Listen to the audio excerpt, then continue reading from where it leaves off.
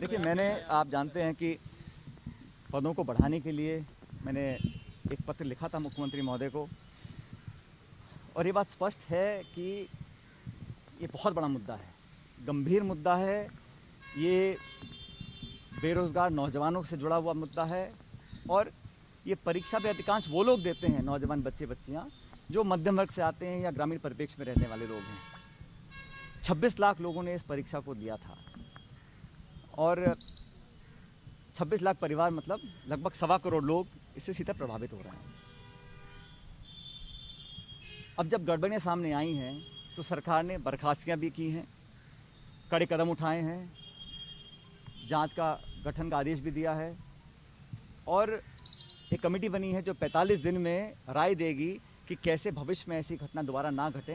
तो 45 दिन में राय देगी। सदन के अंदर कानून बनाने का प्रस्ताव भी सरकार की तरफ से आया है कि यह कैसे रिपीट ना हो, और कैसे हम लोग यूपीएससी के पैटर्न पे परीक्षाओं को यहाँ पर कंडक्ट करें। क्योंकि मत भूलिए, ये नौजवानों के भविष्य से जुड़ा मुद्दा है, इसमें कोई राजनीति नहीं है। और मैं समझता हूँ इस देश और प्रदेश की जो धरोहर है वो किसान और नौजवान हैं। उनके भविष्य के साथ किसी भी तरह से खिलवाड़ नहीं होने दिया जाएगा। और मैं समझता हूँ कि विश्वास कायम करने के लिए, इस बात को प्रमाणित करने के लिए कि किसी के भविष्य के साथ खिलवाड़ नहीं किया जाएगा, धोखा नहीं दिया जाएगा, उनके भविष्य को सुरक्षित रखा जाएगा, सरकार को कदम उठाने चाहिए। जांच पारदर्शी होनी चाहिए, समयबद्ध तरीके से होनी चाहिए, और अगर कोई भी दोषी पाया जाए, कोई कितने बड़े पद पर हो, कितना बड़ा प्रभावशाली व्यक्ति हो, उसका उदाहरण बनकर सख्त से सख्त सज़ा मिलनी चाहिए। ये तो सरकार को करना ही है। लेकिन जैसे मैंने कहा, इतने लाखों लोगों के, लाखों परिवारों के इससे सीधा प्रभावित होते हैं। बहुतों को निराशा भी हुई होगी, भविष्य के बारे में सवाल उठे होंगे। जिम्मेदारी हम सबकी बनती है कि हम किसी भी नौजवान को अकेला ना छोड़ें, उसके भविष्य की चिंता हम सब लोग करें। और इतने लाखों लोगों का जब जीवन और फ्यूचर डिपेंड होता है तो ये मुद्दा बहुत गंभीर बन जाता है। मुझे लगता है कि सरकार तुरंत कार्रवाई करेगी और समयबद्ध तरीके से, चाहे एसओजी जांच हो, चाहे कोई जांच हो, लेकिन जांच ईमानदारी से हो, समयबद्ध तरीके से पूर्ण की जाए, और जांच समाप्त होते ही जो दोषी पाए जाए उसके खिलाफ कड़े से कड़ा जांच कर रही है। तथ्य सामने भी आ रहे हैं। जांच कोई भी हो, लेकिन जांच, जैसे मैंने कहा, जनता का, नौजवानों का इकबाल कायम रहे सिस्टम के अंदर, ये बहुत ज़रूरी है। और जांच कोई भी हो, लेकिन जांच जल्द हो, और जांच होने के बाद ऐसा नहीं होना चाहिए कि जब ये मुद्दा सुर्खियों से हट जाए तब इस पर कार्रवाई ना हो। इसलिए कार्रवाई होनी बहुत ज़रूरी है। एसओजी जांच को लेकर भी कुछ सवाल उठ रहे हैं। निजी निवेश, पब्लिक इन्वेस्टमेंट और विदेशी निवेश, सब में कमी आ रही है। सरकार को कोरोना काल के बाद एक ऐसा बजट पेश करना चाहिए था जहां मध्यम वर्ग, छोटे दुकानदार, छोटे व्यवसायी, उनकी मदद और सहायता के लिए संसाधन और पैसा उपलब्ध कराते। लेकिन आंकड़ों के जाल में डिजिटल करेंसी का कानून तो बना नहीं है, लेकिन उस पर टैक्स लगाने की बात कर दी है। तो बहुत सारी बातें ऐसी कही गई हैं जो मैं समझता हूँ काल्पनिक हैं, कागजी हैं, लेकिन धरातल पर महंगाई कम करने का, बेरोजगारी कम करने का कोई ठोस कदम इस बजट के माध्यम से जनता के सामने पेश नहीं हुआ। अब चर्चा इस पर होगी, लेकिन मुझे लगता है कि एक और मौका भाजपा ने खोया है। जब वो चाहते तो बहुत कुछ लोगों की मदद कर सकते थे। अब आने वाले समय में पता पड़ेगा।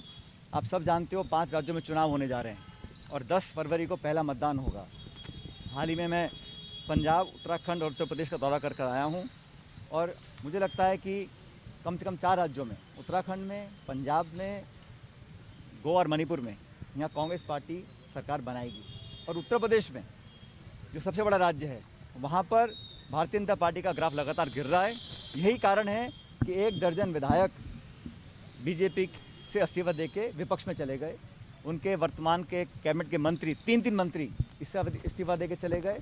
उत्तराखंड में भी उनके एक sitting cabinet minister Harak Singh Rawat साहब, वो भाजपा छोड़ के कांग्रेस में ज्वाइन कर गए हैं। तो भाजपा की स्थिति लगातार नाजुक होती जा रही है, और जिस प्रकार का प्रचार उनको करना पड़ रहा है, पूरा केंद्र नेतृत्व, प्रधानमंत्री सब वहाँ पे जाके लगातार वोट मांग रहे हैं, आक्रमण कर रहे हैं विपक्ष के ऊपर, अपने काम के दम पर वोट नहीं मिल पा रहा है। इसलिए ध्रुवीकरण की राजनीति हो रही है। और हमेशा जो उत्तर प्रदेश के मुख्यमंत्री हैं वो 80 बनाम 20 की बात करते हैं, मंदिर मस्जिद की बात करते हैं। जब उनको लगता है कि चिकित्सा, स्वास्थ्य, शिक्षा, किसी क्षेत्र में वो कामयाब नहीं हो सके हैं, खासकर रोजगार में। और कोरोना के बाद जो लाशें बहीं गंगा के अंदर हम सब ने देखी हैं, उस हालात को नियंत्रण में नहीं कर पाए, इसलिए अंत में जाके वो ध्रुवीकरण की राजनीति करते हैं, विवादित बयान देते हैं। और मुझे लग रहा है कि जनता बदलाव का मन बना चुकी है। और प्रियंका जी ने कांग्रेस के लिए जो पिछले 3 साल मेहनत करी है, चाहे हाथरस का मुद्दा हो, चाहे उन्नाव का मुद्दा हो, चाहे लखीमपुर खीरी का मुद्दा हो, जिन केंद्रीय मंत्री के पुत्र पर जो आरोप लगे थे, उसका सामना करने के लिए, उस दुष्कर्म का, उस जो हत्या हुई थी, उस अपराध का सामना करने के लिए कांग्रेस कार्यकर्ता सामने आए थे। तो प्रियंका जी की मेहनत, हमने ब्लूप्रिंट तैयार किया है महिलाओं के लिए, किसानों के लिए, युवाओं के लिए। हमें, मुझे लगता है कि एक बेहतर विकल्प देने की स्थिति में कांग्रेस पार्टी है। और सपा बसपा की सरकारों को पहले भी जनता देख चुकी है। परिणाम 10 मार्च को आएंगे, लेकिन मुझे लगता है कि कांग्रेस की स्थिति बहुत बेहतर रहेगी और जनता कांग्रेस को मौका देने का काम करेगी। भाई, भारत सरकार का 7 साल का कार्यकाल पूरा हुआ है और आज के बजट में जो बोला वो शायद महत्वपूर्ण हो सकता है, लेकिन जो नहीं बोला गया वो बहुत ज़्यादा महत्वपूर्ण है। गरीब, युवाओं और बेरोजगारों के बारे में एक शब्द भी वित्त मंत्री महोदय ने बोला नहीं।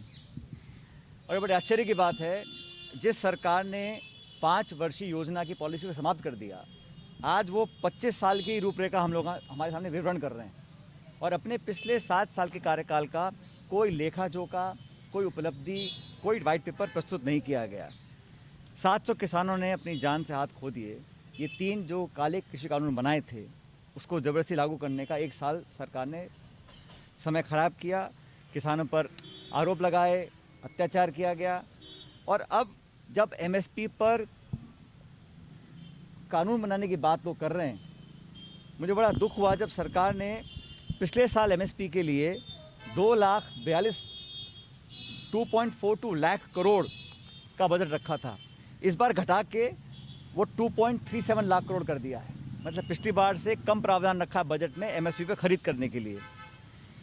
दूसरी तरफ चीन लगातार आक्रमण करते हुए हमारी सीमाओं के अंदर घुसता चला जा रहा है और जो डिफेंस का बजट था, जीडीपी का 2.6% पिछले साल था, इस साल 2.2 रख दिया गया है। और 1,22,000 पद आज फौज में पद खाली पड़े हैं। 10,000 पद अफसरों के हैं जो भरे नहीं गए। तो लगातार हमारी सुरक्षा ढांचा को बजाय मजबूत करने के उसको कमज़ोर होने दिया जा रहा है। 2 करोड़ रोज़गार देने का वादा इसी बीजेपी सरकार ने किया था, वो दूर दूर तक कहीं पूरा होता दिख नहीं रहा है। वित्तीय घाटा 6.8% हो गया और जो रेवेन्यू बढ़ा है ये खपत से नहीं बढ़ा है, ये दाम और जीएसटी बढ़े हैं, इसलिए रेवेन्यू बढ़ा है। लोगों की जेब से पैसा गायब हो रहा है और नोटबंदी से पहले 17 लाख करोड़ रुपए की नकद करेंसी सर्कुलेशन में थी, जो आज बढ़ के 29 लाख हो गई। तो काला धन कहाँ समाप्त हो रहा है, ये आंकड़े सरकार को बताने चाहिए। और प्रधानमंत्री जी ने राजस्थान में जो ईस्टर्न कैनाल प्रोजेक्ट है उसके बारे में घोषणा की थी। आज इस बजट में एक बार फिर राजस्थान को जो ईस्टर्न कैनाल के लिए एक नेशनल प्रोजेक्ट डिक्लेयर करने की हम उम्मीद लगाए बैठे थे, राजस्थान के 25 सांसद भाजपा के हैं और प्रधानमंत्री जी ने वादा खुद राजस्थान की ज़मीन पर किया था। आज वित्त मंत्री महोदया के माध्यम से कोई घोषणा ईस्टर्न कैनाल प्रोजेक्ट के बारे में नहीं हुई। ये राजस्थान को बहुत बड़ा नुकसान उठाना पड़ रहा है। अब देखिए, बजट एक स्टेटमेंट ऑफ अकाउंट्स होता है, इसको आप कैसे भी पढ़ सकते हैं, लेकिन जो मंशा है, जो उसका फोकस है, वो मिसप्लेस्ड मुझे लगा। क्योंकि अभी सरकार के 3 साल बचे हुए हैं कार्यकाल के, वो चाहते तो इस बुरी स्थिति में लोगों को राहत देने का काम करना चाहिए। और ये पॉलिसी स्टेटमेंट होता है सरकार का, इसमें आप सिर्फ आंकड़े पढ़ के सुना दें वो नाकाफ़ी है। तो सरकार का मुझे लगा नहीं कि इंटेंशन था कि ज़ख्म पर मरहम लगाएं, या आज जो ऐतिहासिक रिकॉर्ड है हमारे यहाँ देश में बेरोज़गारी का, उस पर वो कुछ ऐसा कदम उठाएं ताकि लोगों को उम्मीद जगे। ऐसा कुछ बजट में दिखाई नहीं दिया। सर, रीट को लेकर